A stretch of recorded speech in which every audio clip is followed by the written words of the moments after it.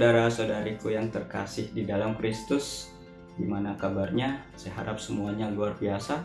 Semuanya di dalam tahun yang baru ini memiliki harapan yang baru, sukacita yang baru, rahmat dan berkat yang melimpah-limpah. Dan saya berdoa sehingga boleh menjadi tahun ini menjadi tahun Yobel untuk kita semua.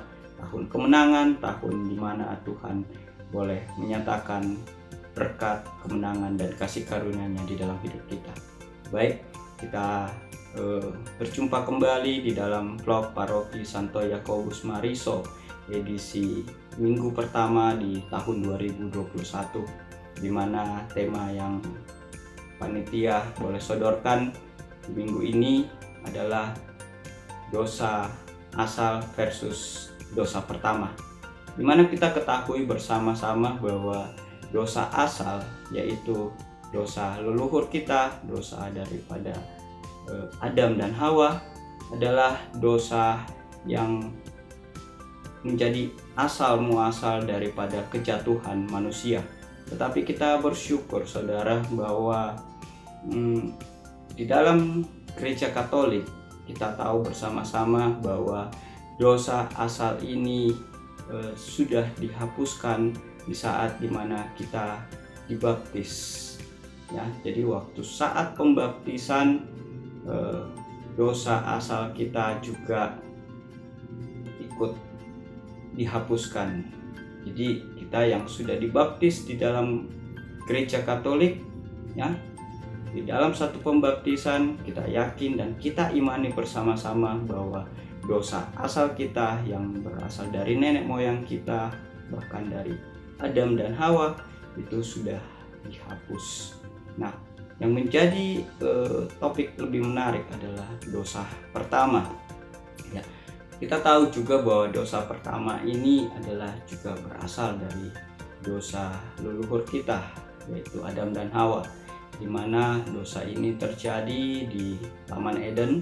Kalau kita bisa sama-sama ke firman Tuhan, ada di dalam Kejadian 2 dan 3, di mana Allah berfirman kepada manusia, Dia berkata begini, bahwa semua pohon buah di dalam taman ini boleh engkau makan buahnya, tetapi kecuali satu pohon yang ada di tengah-tengah taman ini, yaitu pohon pengetahuan dan kebenaran, itu jangan engkau makan buahnya, karena kalau engkau makan sekali-sekali engkau pasti mati. Tetapi si iblis, si ular datang kepada manusia. Si iblis berkata seperti ini,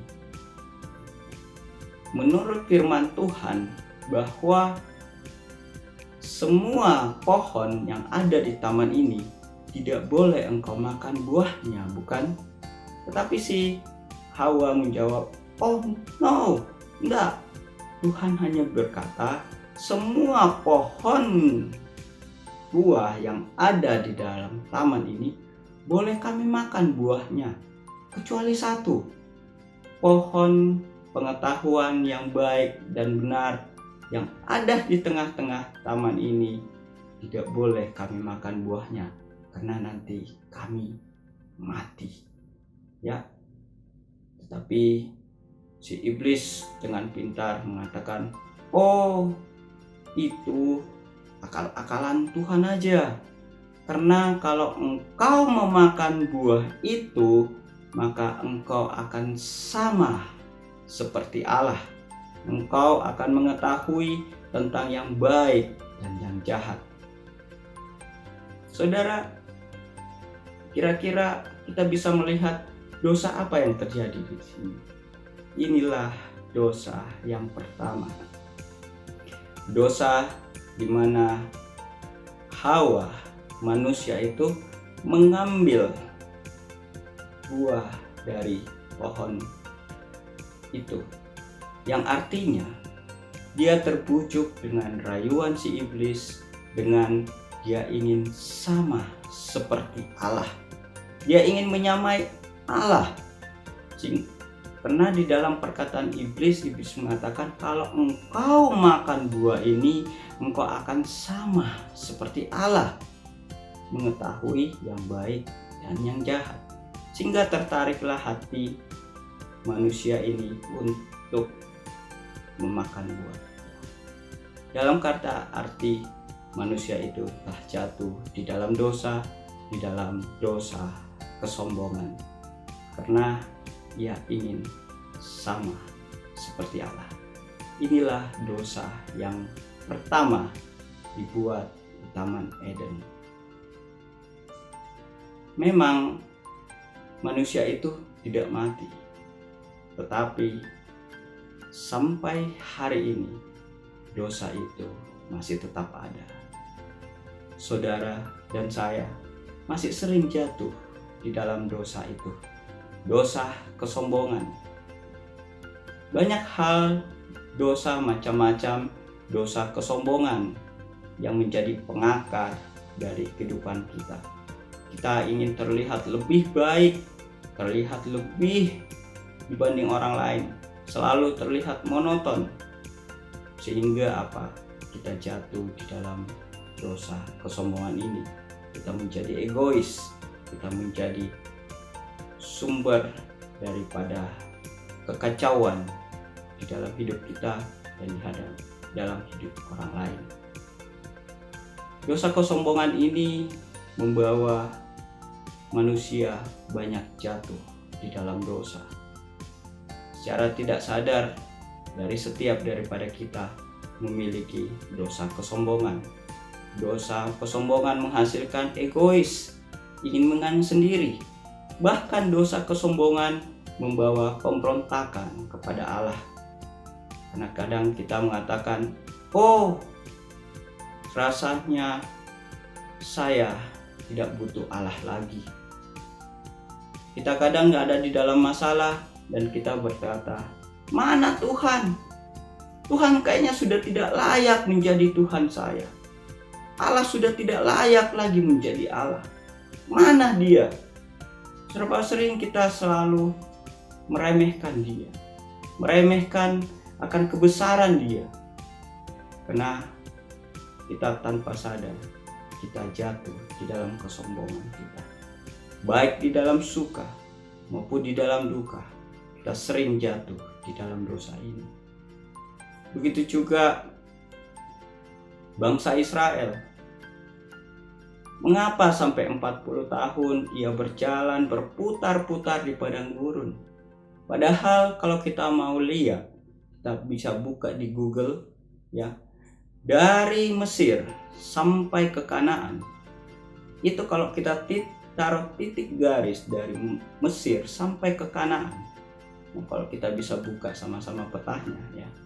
Itu tidak lebih dari 11 hari perjalanan kaki. Tetapi kenapa harus 40 tahun lamanya bangsa Israel berputar-putar di padang gurun? Salah satunya adalah dosa kesombongan, di mana dosa kesombongan itu menghasilkan dosa pemberontakan dan menghasilkan dosa sungut-sungut dan ketidakpuasan, dan akhirnya ia melawan kehendak Tuhan. Saudara, mungkin hari-hari kita sama. Kita lama berputar-putar di dalam masalah itu saja. Kita seperti bangsa Israel, 40 tahun putar-putar, padahal hanya butuh waktu 11 hari untuk kita bisa sampai ke Kanaan. Maukah saudara sampai ke Kanaan, saudara? Kanaan itu bukan surga, saudara, tetapi Kanaan adalah bagaimana kita mencapai keoptimalan kita di dalam Kristus. Bagaimana kita menemukan jati diri kita, menemukan hidup kita berkemenangan di dalam Kristus, di dalam kasih karunia-Nya. Mari saudara, jangan terlalu lama di zona padang gurun. Ayo, dalam dosa kesombongan kita lawan dengan ucapan syukur. Apapun itu, di dalam kendala kondisi apapun kita, tetaplah setia kepada Tuhan. Tetaplah mengucap syukur dalam segala hal, karena itu berkenan di hadapan Tuhan. Dalam kondisi apapun, baik engkau yang sakit, baik engkau yang sedang dalam masalah, engkau mungkin ada dalam masalah ekonomi, engkau mungkin ada dalam masalah kesehatan, engkau di dalam masalah finansialmu, di dalam pekerjaanmu, dan di dalam masalah apapun, yang saya mau katakan, tetaplah mengucap syukur. Karena dalam keadaan apapun, Tuhan senantiasa ada bersama kita. Coba lihat keadaan kita. Walaupun kita sesusah-susah apapun, tetapi Tuhan masih memberi kita harapan. Harapan itu masih tetap ada. Penyertaan Tuhan masih tetap ada di dalam hidup kita. Dan kasih karunia-Nya semakin berlimpah-limpah. Kasih karunia-Nya senantiasa menyertai kita. Saudara, mari tetap pegang pengharapan akan Tuhan dan berhentilah untuk bersungut-sungut. Berhentilah untuk berhentilah untuk tidak lagi bersungut-sungut, untuk tidak lagi tahu bersyukur, tetapi mari kita tetap boleh bersyukur pada Tuhan, kita boleh tetap ada di dalam tangan kasih karunia Tuhan, dan kita boleh meninggalkan dosa pertama yang ada masih melekat di dalam diri kita, yaitu dosa kesombongan kita. Ganti dengan ucapan syukur, ganti dengan begitu menyadari akan kasih karunia, rahmat yang Tuhan berikan kepada kita, sehingga kita boleh hidup di dalam kemenangan kasih Tuhan. Mari saudara, kita berdoa. Dan Dalam Bapa, Putra, dan Roh Kudus. Amin. Tuhan Allah Bapa yang Maha Baik, kami ucap syukur dan berterima kasih kepadamu atas berkat-Mu. Dan Tuhan, oleh pertolongan Roh Kudus-Mu, tolong bantu kami untuk kami boleh mensyukuri segala sesuatu yang ada di dalam diri kami, keluarga kami, lingkungan kami, pekerjaan kami, sehingga kami berhenti dalam masuk di dalam dosa kesombongan kami, dosa bersungut-sungut kami, dosa pemberontakan kami, tetapi kami boleh selalu senantiasa bersyukur, mengucap syukur kepadamu, sehingga kami boleh hidup berkemenangan di dalam Engkau, dan kami dapat mencapai Kanaan kami, yaitu kehidupan optimal kami di dalam Engkau. Terima kasih Tuhan Yesus. Amin. Dan Bapa, Putra, dan Roh Kudus. Amin. Tuhan Yesus memberkati kita semua. God bless you.